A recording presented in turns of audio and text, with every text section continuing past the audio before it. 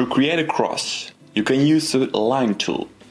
First make a line, then hold Alt or Option when rotating the object, and release to confirm. Or you could right click on the line, then head over to Transform and click on Rotate. Check the settings. In my case, I will need a 90-degree angle. If correct, then press Copy. And there you've got your cross. But you also can draw a cross using a triangle. So I'm just going to create two triangles, right click, reflect. Now this window will pop up. Check the settings, it should be vertical with a 90 degrees angle.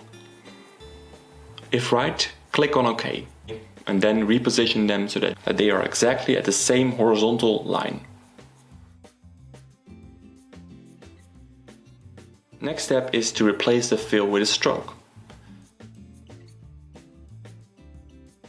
Now let's increase the stroke.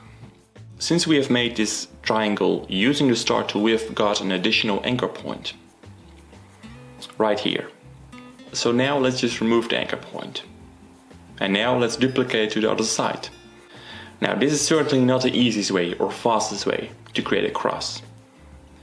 But if you want a cross with a fill instead of a stroke, this could save you a lot of time.